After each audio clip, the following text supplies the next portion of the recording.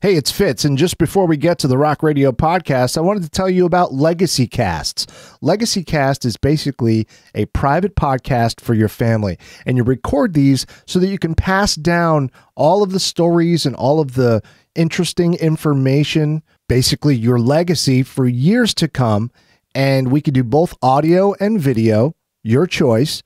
You come to our studio and either one of us can ask the questions or you can ask the questions yourself. Bring in your parents, bring in your grandparents, bring in your uncles, your aunts, your good friends, whatever. It's called a Legacy Cast. I invite you to check it out at yourlegacycast.com or rockvox.com. And now, on with the podcast. Round, round, round, go the records. 4.5 minutes after 9 o'clock our time on BBF, home of the busiest bees in radio. 96 WCMF, that unfortunately closes out another edition of Import-Export. It's because I'm just a schlep on a rock and roll band from Waxy on the #1 hits weekend is 406 with the big racy one. WSAY Radio 1370, Maureen McGovern. WVOR FM 100 plays Fickle. Welcome back to the Rock Radio podcast, where we talk about the radio biz in Rochester specifically, and some of the names and the greats that have been on the airwaves. And the greats? Well, I'm just going to say the people that have said yes to me to be on the podcast, really. Okay. All right. The greats. Dino Kay. Yeah, well, come on, man. You're a legend in this town. If longevity counts, then okay, I'm in there. I'm still around. I'm the share of radio. You have Rochester the Radio. Share. You have one of the best names in the business in this town. What, Dino? Yeah.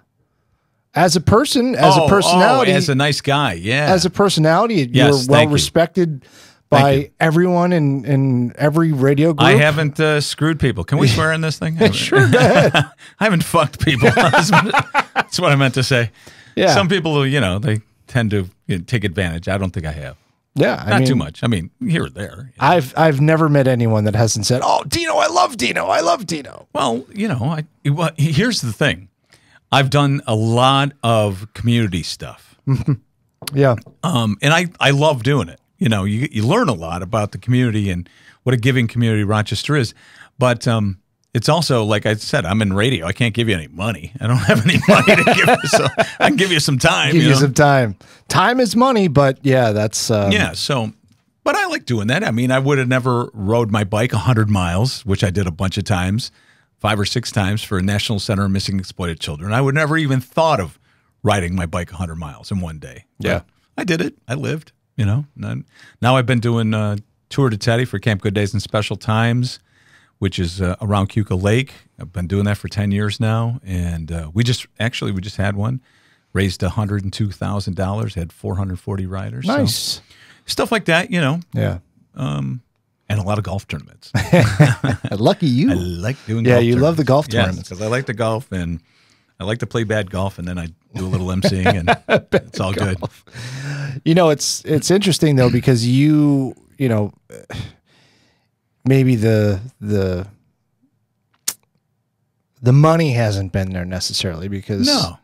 On the sales side, I've on had the sales some good side, years, but not as I do not both, as a jock, right? Yeah, and we're going to talk about the sales part of it soon. All right. But your connection to the community has been, legendary, really. Well, and thank you. Very commendable. Thank you. That's one of the things when I first started, I was like, I want to do what he's doing. I want to go to these places and because people appreciate it. You're a face that people recognize, a voice that people recognize, and you being associated with those organizations, which is a source of pride for me. Yeah. A lot of them do very, very good work. There's been a couple that turned out not to be good.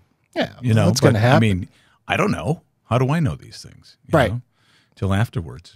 And that's I swear, maybe 1 or 2 that, ended up not being as legit as they said they were, that kind of thing. I didn't know. It was in the back of a truck. No. It was for animals. I'll do anything for animals. Yeah. So, yeah, I like the animals. That was one of my favorite parts of working with you was getting hooked up with Lollipop. Yeah. How about last March when we did the telethon? raised over $500,000. That's fantastic. 532 grand. I was very sad that that was the first one in 6 years that I haven't been a part of. Yeah. No, that's the one opportunity where us guys with faces for radio get to be on TV, get to stand next to Embledge and feel totally, Right. He's such a handsome dude, and he's same. I'm actually 1 month older than him. Are you really? Yeah. And I love Doug. He used to come in here a lot and do voiceovers. He's done a lot of stuff. radio in the past too. Yeah. The way things have changed, though, that's kind of one of the points of this podcast is to go back. Is to go back to. There's a point there. Well, okay, we try. Go back to the beginning of when you first wanted to be in radio. Like, what was the pull? What was the draw? I must admit that going to high school and graduating high school with Pete Kennedy, the mayor, Pete Kennedy, he was really, really into it, and we played football together, and he didn't make the basketball team after freshman year, and I used to ski, so I'd play football in the fall and lacrosse in the spring, but I skied in the winter because I lived near Bristol. I ended up working at Bristol Mountain in the wintertime. So he didn't make the team after JVs, I guess it was, to varsity.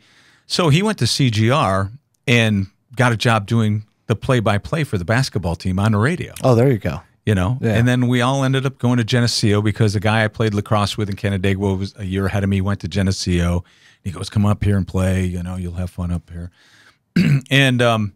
And I always, I had a girlfriend that told me I had a nice voice once, and that's all it takes. And I was into music. I was into music a lot, and liked to go to shows and stuff like that. So I just, when it came down to choosing a major, I went into speech comm, and that's what it was called back then. It wasn't broadcasting; it was speech communications. Speech communications, yes. And I got all A's in those classes. Got all D's and everything else. And Spezzano was in every one of my classes. That's funny. My freshman year at Geneseo. And Scott grew up near Geneseo. And he had started on the Geneseo radio station as a kid, like when he was 14, 15 years old. His mom was a teacher and stuff, and she knew people at the college.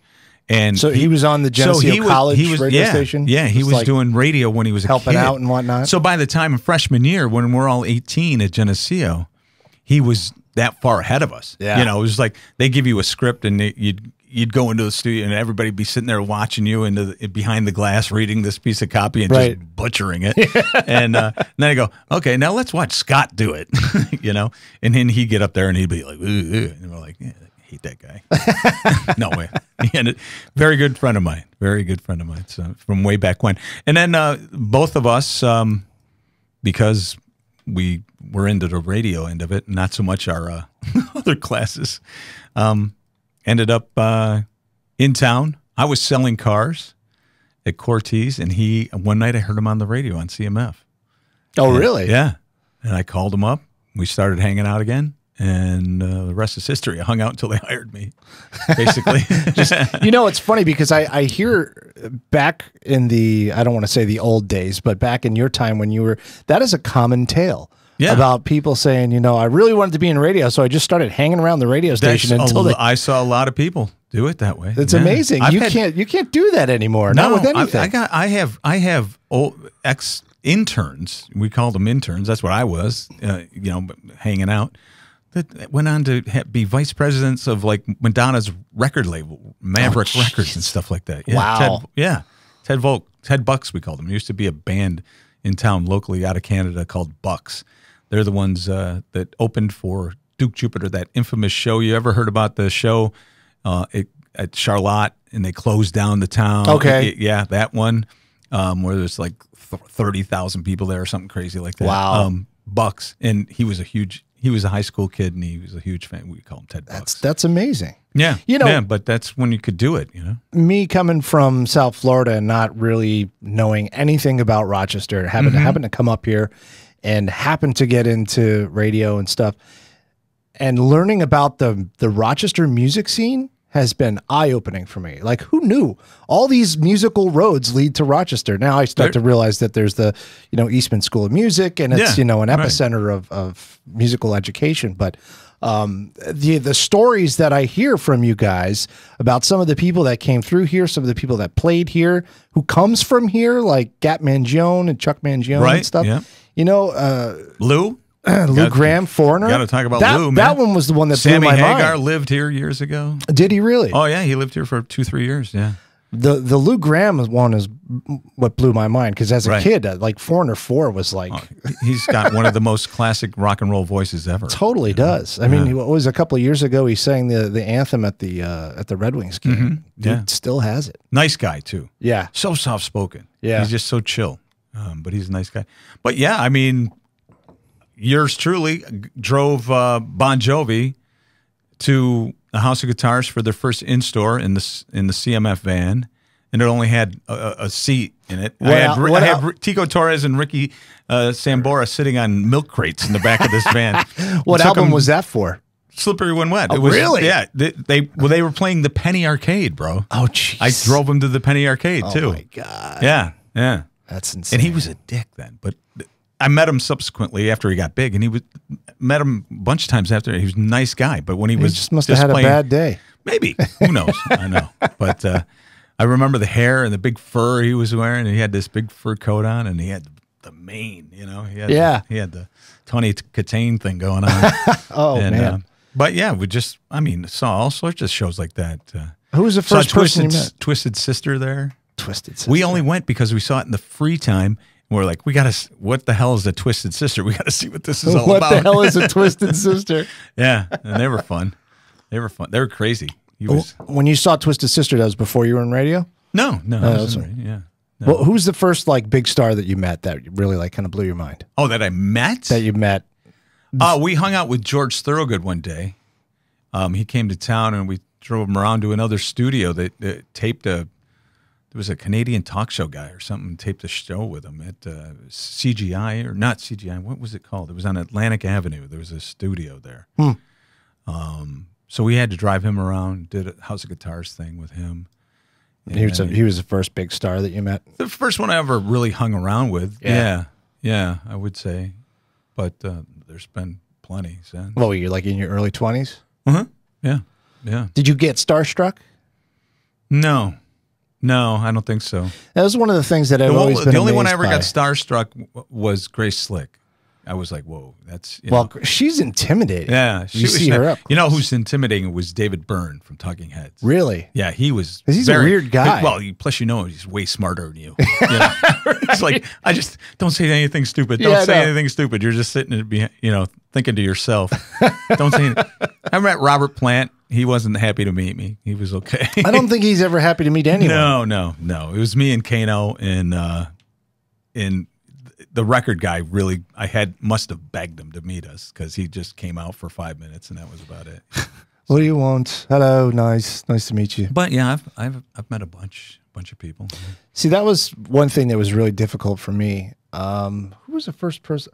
I think one of the first big stars that I got to interview was Marlon Wayans. Oh, okay, yeah. And I was really shaking in my boots, because I'm a big Marlon Wayans fan. Like when I saw him, in that movie, because you're the movie guy. He was in that movie, which Requiem for a Dream, and I started talking to him about that, and he was all like, "Wow, I can't believe that's so great. Nobody ever asked me about that movie." Right. So it was a really great conversation. But every time I'm about to interview or talk to somebody famous, I just get really it just gets stupid. Huh. It goes away once we start. Were you around when Eddie Money was hanging around? Yes, I met him a couple of times. He was cool. He was fun. He was a nice guy. He made fun of my backpack a lot.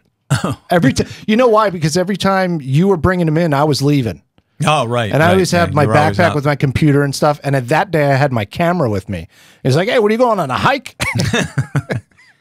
Eddie Money, same 5 jokes, bad jokes too, but he would always tell the same jokes every time. I think that's really cool that you got to be so close to him. Yeah, especially we at the went end to there. dinner a bunch of times and stuff like that. And he did that. He'd always show. ask me how Tammy was. My kid sold him pot. It was great. He did. He reached out. Hey, Eddie needs some pot. You know anybody? I go, yeah, let me make a call. My kid. Yeah. So The cop? not the cop. No, the other one. The other one. The other one. Yeah. So going back, your first radio station, CMF? CMF. Yeah. Yeah. And how long were you at CMF? The first time was 4 years, 3 years. I was interning 81, got hired 82, and then I quit in 85 to go to PXY. Weeze was a sales guy when I started there. Yeah. Tony was the morning guy. What happened was Scott got me into CMF, and as soon as I got hired, the program director, got a job at COZ in Boston and took Scott with him. So as soon as I get a job with my best friend, he gets a job in Boston. So we used to go up there and stuff like that, and hung out with Joe Perry, and one night after an after thing, I was hanging out with some heavy radio dudes up there that I wasn't even aware of, but I've subsequently found out that these guys were like big deals, rock stars. Yeah. And and then Scott came back, and when COZ got blown up, they changed formats and stuff, so he got blown out, and he came back, and that's right when PXY, and so he went over to PXY, and him and Orst were over there, and they're both, hey, come over here, cuz, come over, because I was working my ass off. Weeze didn't want to be a sales guy anymore. He wanted to be on air full time, but then Tony left. Long story short, he was a promotion director. I was the assistant promotion director, but I was the one working 80 hours a week, and he was just sitting on the phone with John Scher all the time, just bullshitting, So I was getting married at the time, and she was like, are you ever going to get paid for this? You're never home. Bada bee, bada ba. Yeah. And she was from a little bit of money, and when my boss went to ask for the general manager, for a raise for Dino, said Dino doesn't need a raise. He's marrying so-and-so. Oh, are you kidding me? No, he said that. Yeah. Well, at least that's what the PD told me. He goes, yeah. He said he's marrying into money. He doesn't need a raise. That's what he said. Come on. That's what he said, and that's when I said, okay, I'll go over with my boys at PXY. Hell yeah. Yeah, and that's where I was able to get on the air. So, when you were first starting out, did you have that idea that you were going to have to move to a different market or to go anywhere? I sent tapes. I had friends in Florida and stuff like that. And I thought, that would be cool. So I sent tapes out and stuff like that, but I wasn't any good. I wasn't that good. And so I just stuck here. And again, you start making a name for yourself in a market, and so I stuck here. I knew everybody. I knew everybody. When were you doing on air though? So that at that time you were just doing when I went promotions? over there. When I went there, I started selling because that's the only place they could put me. Oh, okay. I didn't realize you sold all the way back then. Yeah. They put me in the sales department over there. That's the only place they had to put me. So they put me in there, and then one night they just needed somebody couldn't show up on Thanksgiving night, was it?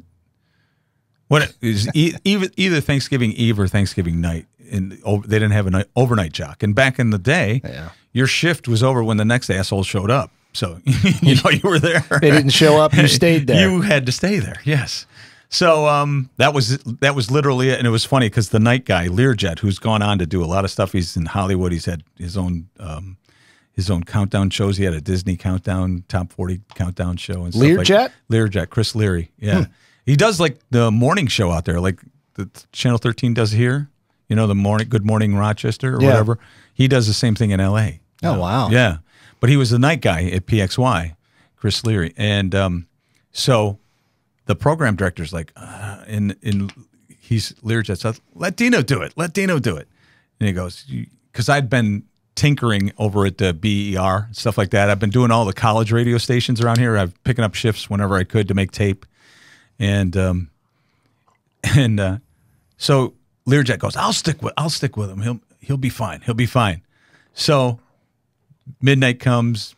I'm in the studio. He's sitting in there with me. He goes, do this. I go, okay. First break. I get the first break done. Probably 10 after midnight. He goes, you good? I go, yeah, I guess so. He goes, All right, I'll catch you later. Stuck around for one freaking break, and then I was on my own. So, and the rest is history. What was that like when you were your first time on the air? On a big station? Yeah. Oh, I dread to hear the tape. I wonder if I still have it. I got boxes. Got to search for it. Of cassettes. No, I don't want. I don't want to search for it. I know where they are. I don't know if I get the very first show or not, but yeah, I was But that was top 40, hot rockin' flamethrowing, 98 PXY. What was the music playing back then? Top 40. What was that? Whitney, Bruce, okay, Michael Jackson. Yeah, thanks, all that kind of stuff. I'm trying to think what else was prevalent. So 80s pop, top 40 pop. Yeah. Station was kicking ass. Scott and Diane did really well out of the box. And, and that's right when we just started over at CMF. So this was when the stations were 85, 86. Still like locally owned. They weren't big. No, we were owned by people out of Boston, but it was it was a private smaller. It wasn't like the big company. The company owned probably 5-6 stations. Yeah, something like that. Yeah, Pyramid Broadcasting. That's what it was. So we used to have a big giveaway because we used to have a concert. You know how stations always have their big summer concerts and stuff like that. And we had the Kiss Fest or something because we owned Kiss in Boston. The company did, and so we used to have, win a trip to Boston with us and stuff like that. So, and that's the one part of radio that kind of bugs me is that unless you work for iHeart or even Odyssey or whatever, how you like that name? I keep wanting. I just don't I'm a tech geek. I keep wanting to call it Audacity because there's a audio recording program called Audacity. Yeah. Well, they spent so long as branding Entercom. Yeah, I don't. And they were CBS. That's the merger, CBS Radio. So go there. I mean, what gets bigger than that? Yeah. I don't get it. Yeah. Yeah. Well, I guess they did it for some reason. There had to be some reason. So. Now I forgot what I was going to say. Way above our pay grade. Back when it was all the smaller radio groups. Yeah, the owner used to be Ted Nixon. He used to be in the corner office at CMF. Ted Nixon is coming in soon. Is he really? Yes, he lives right around the corner. I know him. Yeah. I'm good friends with Ted Nixon. Yeah, I've worked he's with a him. Great guy. Super nice guy. Great guy. I love the old school radio voice he's got. Yeah, yeah. Then one time he comes, "Hi, is this Scott Fitzgerald? This is Ched Nixon." Super nice guy. But that, that whole the way those guys worked and the way the radio stations were run back then, I don't think that exists anymore unless you're in a really small market. How do you feel about that? Like the difference in management, and is there a big difference now that it's all big corporate things? Stevens Media is not big corporate, but he kind of tries to be a little bit. There's a few things that have changed in the recently. last 2 years. Since he doubled the size of the company in one fell swoop there when he bought that whole other group, because he used to have like 40 stations. Now we got like 75 stations. Rochester's still the biggest market, though. Which blows my mind. Yeah, we're in Watertown and Messina and Ogdensburg, and then we're in Monroe, Louisiana, and Tulsa is the headquarters. Merced, California. We're in Spokane, a bunch of different towns, little towns, smaller than Rochester market. Yeah. But yeah, there's like 75 sticks, something like that. Yeah. And some things have changed a little bit, but it's still closer to what I started with versus, the corporate thing. I have this sort of, maybe it's a little bit of a romantic idea of how, radio was back then. Like maybe it's WKRP or something. No, it was like that. But it really was, it was fun. Well, there was just so many things that you did in the community, and some of the radio stations are still like that. Mm-hmm. I feel like now it's way less because just of the consolidation. Well, I'll tell you what it is. One of the things that when corporate took over, people used to, we used to throw T-shirts out the window, the van driving around. Right. I mean, we always had tons of swag stuff to give away. Now it's a waste. And now that line on the budget has gone away. We don't need that. Yeah. I mean, banners, any of that is it's hard to get banners for gigs, to even. I mean, we used to banner the shit out of every Well, place, that's the thing. That's what my first job was, just to make sure the van was parked and clean and right where everybody could see it if they were walking into the War Memorial, stuff like that. I mean, Orst and I would go down to the War Memorial the night of the morning of a show and park the van right on the freaking sidewalk. Yeah. At 8 a.m. and then he'd follow me and then we'd leave it there and stuff and just stuff like that, just being guerrilla warfare. Yeah, and when you went to a concert or when you went to some sort of a festival or something, we'd if the hand radio out station, stickers, those old patches and stuff. If the radio station was there was a presence. You felt the fact that there was a radio station. There was a lot of times it was a tent or even. Did you guys have a live truck back then? CMF had one. They had a Winnebago. We used to borrow Winnebagos, from sponsors. Like one of the Hollander Stadium shows, you've probably heard about the Fix, Flock of Seagulls, and Police. Yeah. In '83, and they did Styx. Journey, and who was open for him? For Styx. For Journey. Who opened for Journey? I forget. Oh, Brian Adams. Because I remember he came over to the van. Wow. He came over to our Winnebago and stuff. And that was fun times because we'd go set up the day ahead of time, and then me and the engineer would sleep in the Winnebago, so we could fire up the broadcast first thing in the morning, stuff like that. Yeah, those were good times. Yeah, that's when I came into it here, I was looking forward to all of that stuff. Yeah, and it's gone. How long has it been gone for? It's been gone a while. Long time, right? PXY was doing those summer jams and stuff for a long time. They held on to that for a while. Yeah. That might come back. Who knows? We had the Hangovers on Zone, that may come back again sometime, try to do those low-dose shows. But the low-dose shows aren't even that low-dough anymore, Yeah.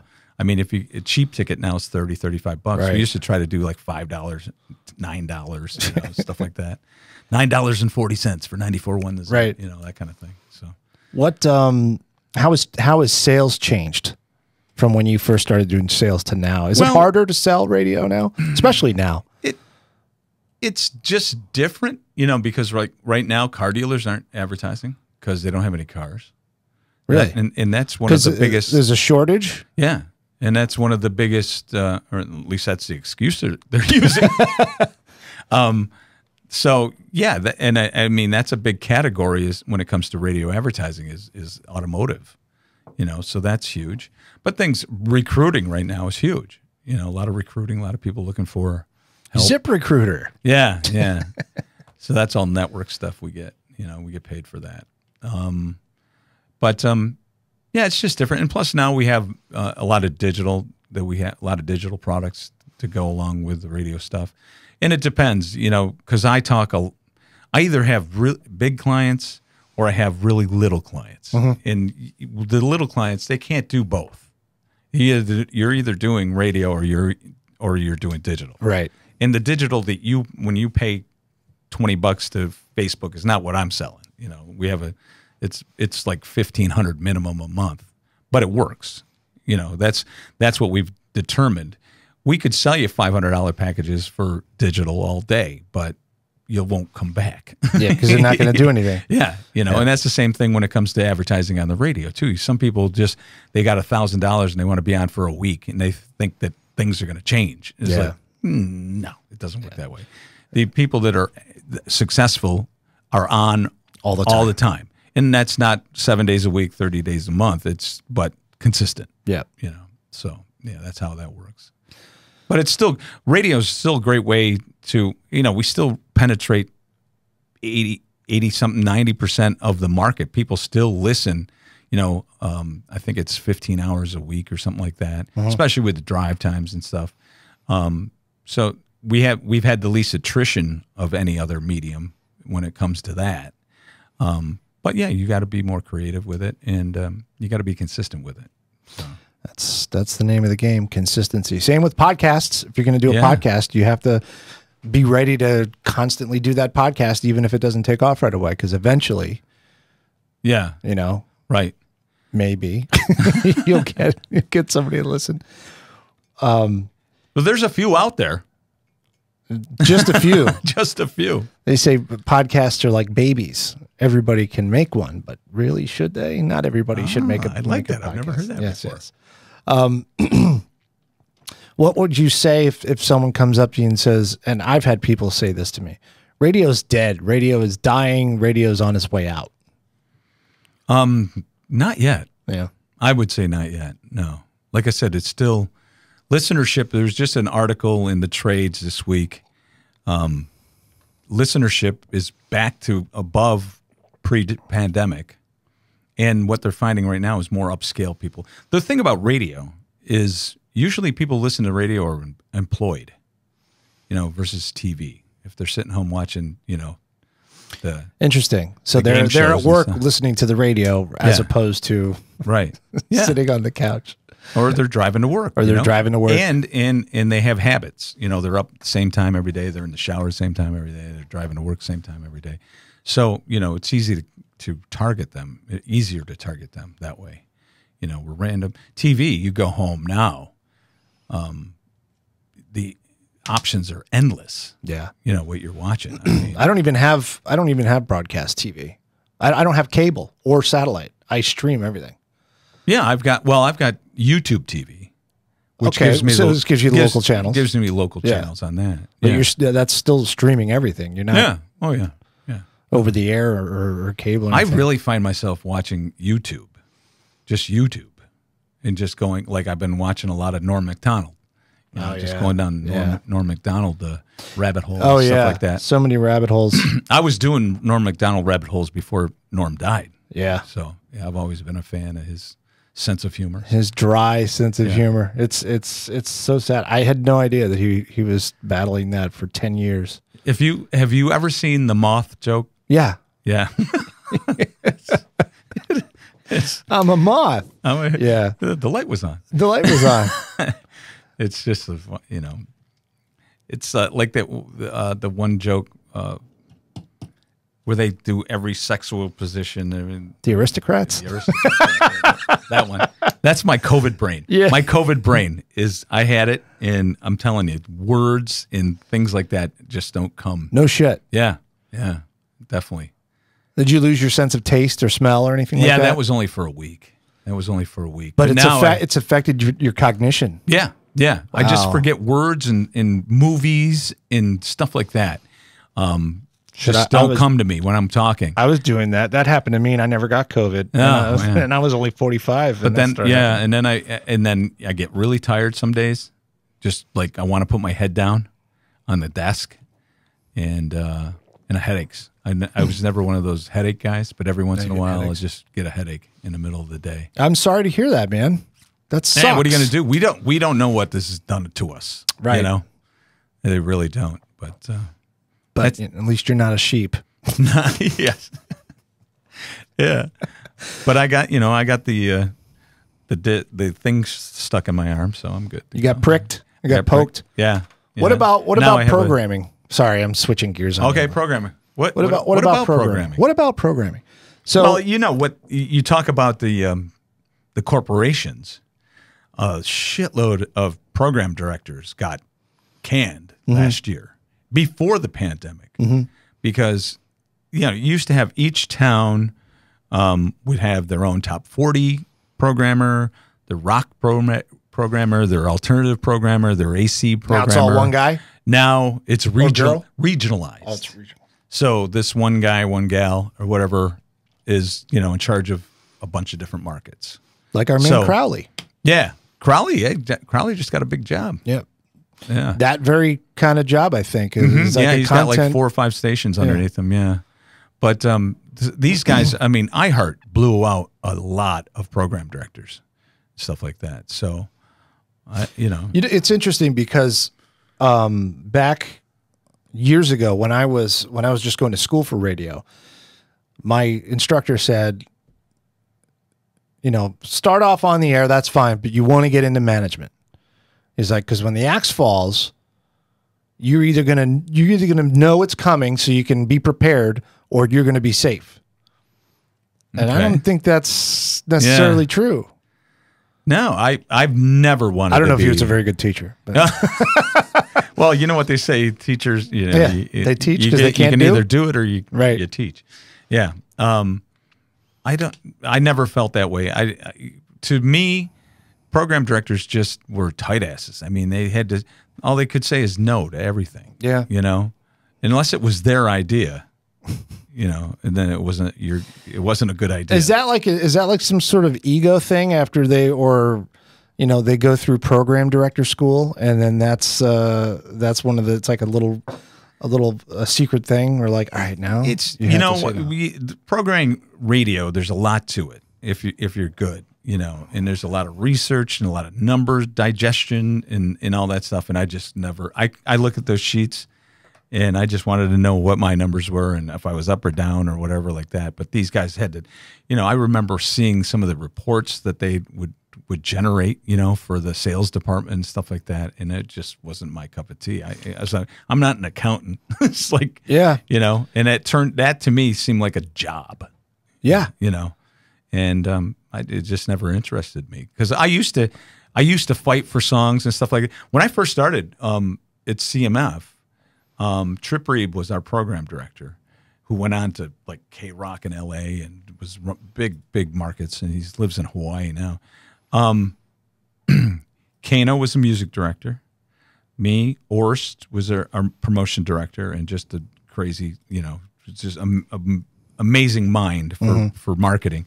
And the Tuesdays when all the records would come in, and literally I'm talking vinyl, we would go in and sit on the couch in Trip's office and listen to records and sit there and say, "What do you think? Should we play it? You know?" That was cool.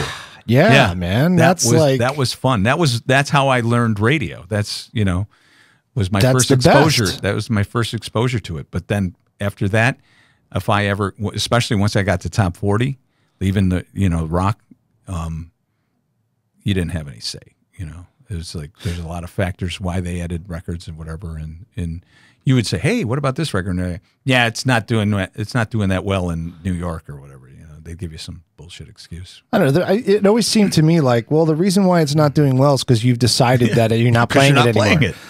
You know, I still don't understand why they can't do little, and I've had programming people explain it to me, and they get all scientific and they say, well, you know, but you can't tell me that if you know that there's a subsection of people in town that would really like, say, a progressive rock show for an hour on Thursday night at 7 p.m. Sure. What harm is it going to do? Or Sunday at 8. What harm is it going to do to get a guy or girl to come in there and do the show and see what happens? It's like we used to run the Casey Kasem countdown, the old ones, you know, the classics. The classic ones. On Sunday mornings. Yeah. And they stopped doing that, and people were like flipping out, you know, because they used to love to hear that, you know, that stuff. It was nostalgia. Not testing well. Yeah. Well, who gives a shit? Who's buying? Nobody's spending more than $10 a spot on Sunday morning at 9 a.m. anyway. Right. So, exactly. It's the perfect place to put something in, and eventually you grow an audience for it. Exactly. Yeah. I'll tell you what, getting a little soapbox from my buddy Alvio right now, because he just texted me again yesterday. You know that Alvio Fernandez from Daughtry. Heavy is the Crown. This is a song that he co-wrote. That's actually the first single. He's written a bunch of songs on the last couple of Daughtry albums, but none of them have ever been released as a single. And that's when you make your money. Yeah. And this one's, it's like a number 5 right now. And he's like, if I get a couple more ads, you know, and supposedly it's doing well in the alternative genre. So he's asking me to talk to the, you know, the Zone people, but I've asked before, but here's the thing. One of the things they pound into our head, because we do have live jocks here in Rochester, is local. Exactly. That's why you're different. You're local. So I got a local guy right here. He's got a number 5 record in the country. He's got his face on in the Times Square, you know, up on a billboard in New York City right now. I just saw him on The Talk the other day. They were the guest band on that show. I had it on in the studio and I was doing some production and stuff. And local.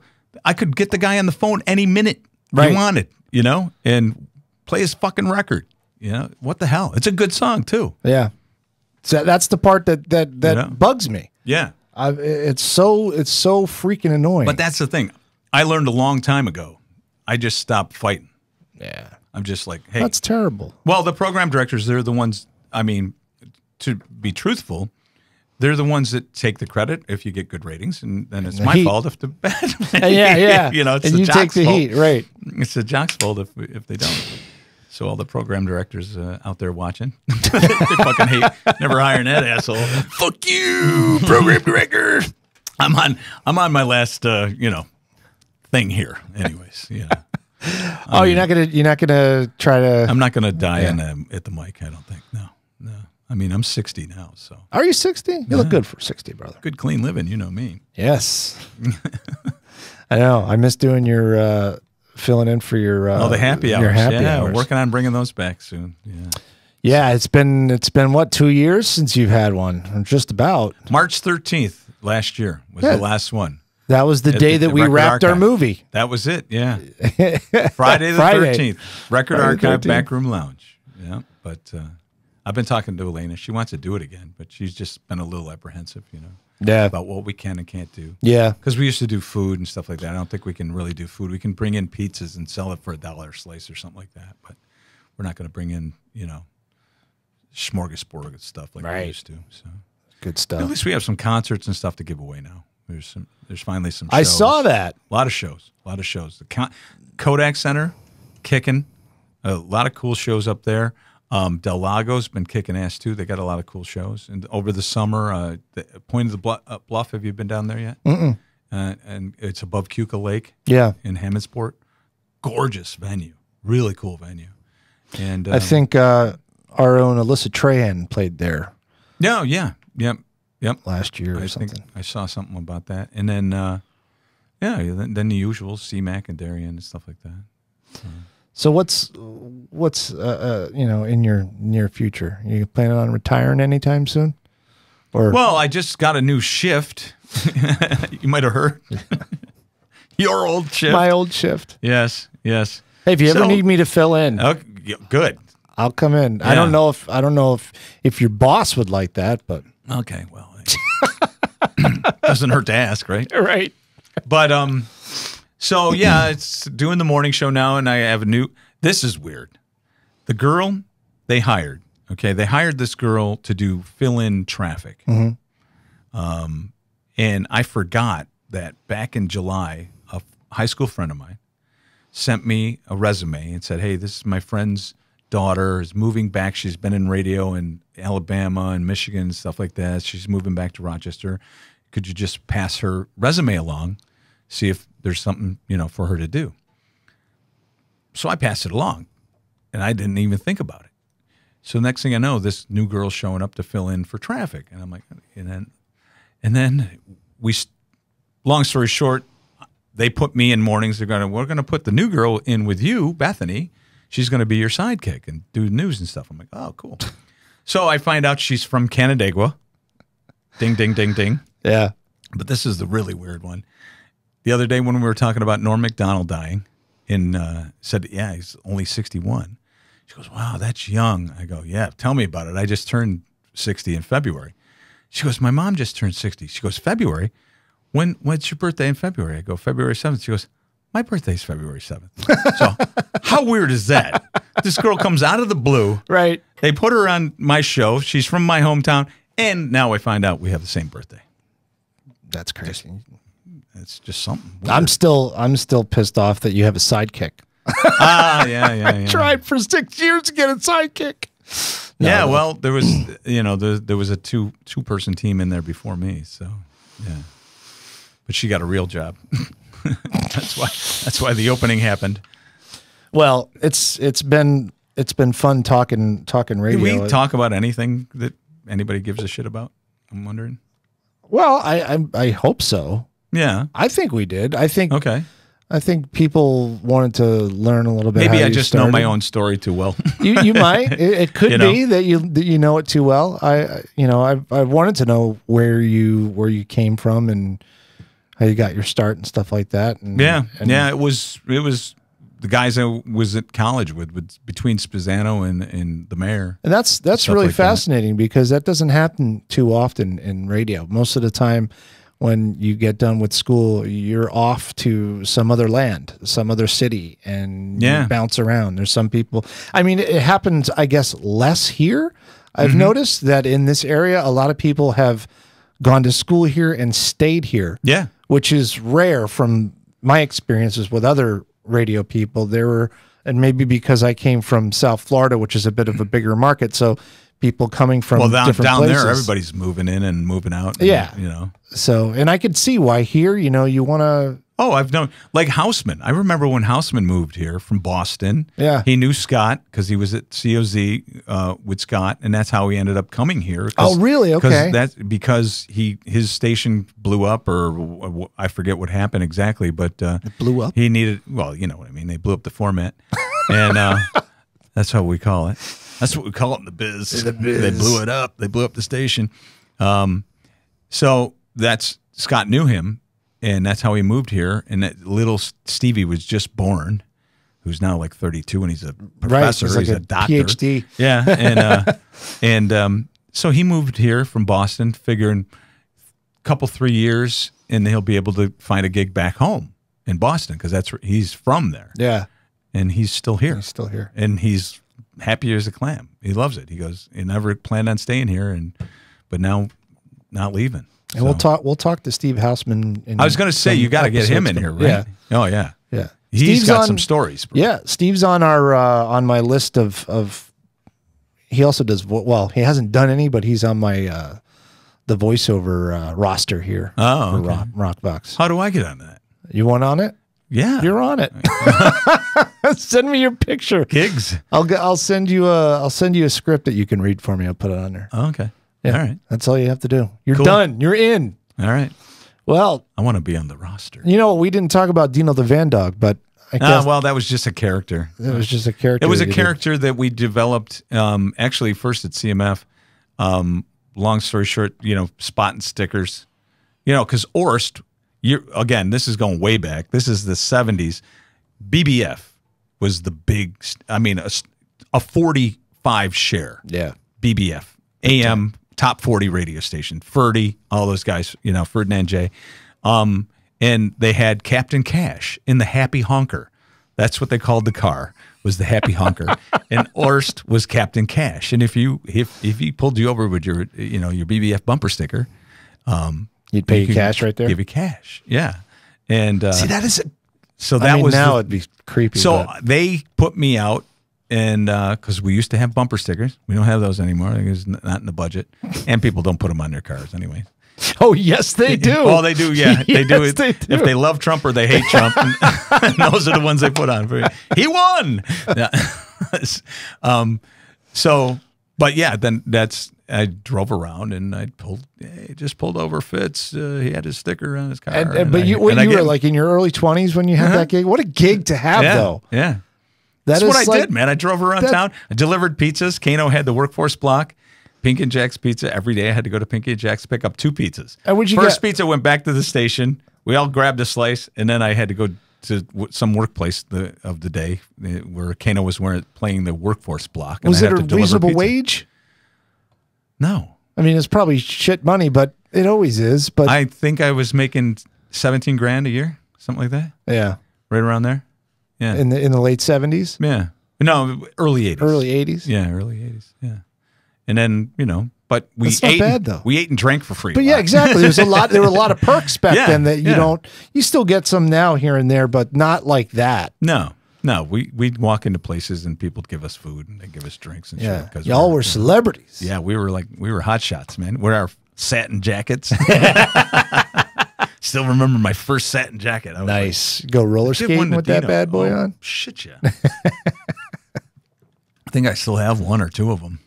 They're in pretty rough shape. No. We got to put them in a shadow box and put them on the wall. Yeah, I probably should. Little spotlights. There's a lot of shit I should do. I got stuff in boxes you wouldn't believe. Yeah. See, that's the thing, man. Yeah. You gotta display it. So, yeah, I'm leaving it for my kids to figure it out. There you go. It's like hoarders or something. Yeah. It's just like that. Dino on Fickle 93.3 in the morning, 6 Dino to and 10. Friends. Dino and Friends. Yeah. Oh, that good. I opens like it up. it. You left it very vague. So like I didn't anybody. leave it. I was told this is your partner. This is the name of your show. Be there. Really? Be there Tuesday because it was the day after Labor Day. Wow. Yeah. That's interesting. Yeah. They basically just said you're doing it, and I'm like, Okay. okay, whatever. You know, still got a gig, right? At least you got a gig. And you're still doing the sales. So if you want to, advertise on radio, Yep. give Dino a call. Shoot Dino a call. Dino at fickle933.com. There you go. Shoot me an email. Thanks for coming in. I appreciate it. It's been fun. Well, thank you for honoring me as I miss working with you. One of the I miss working with you too, man. And like I said, you were always a good, my wingman, and when I needed, somebody to help out and stuff. So because I was always dying for more to be on the air more to get my experience. So, but no, I've been very fortunate in like I said, thank you for. I guess I do have a good name in this market. Hell yeah, you do. Absolutely.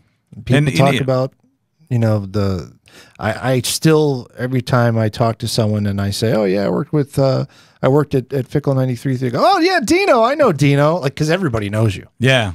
Everybody knows you. Well, when you hang around for 40 years, you tend to meet a couple of people. You meet some people. Well, thanks, man. Thank you. I appreciate it.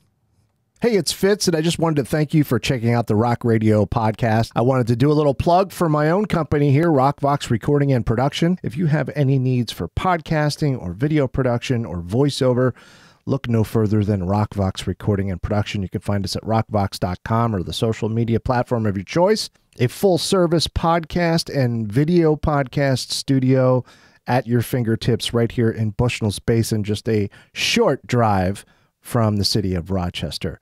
Check us out, rockvox.com.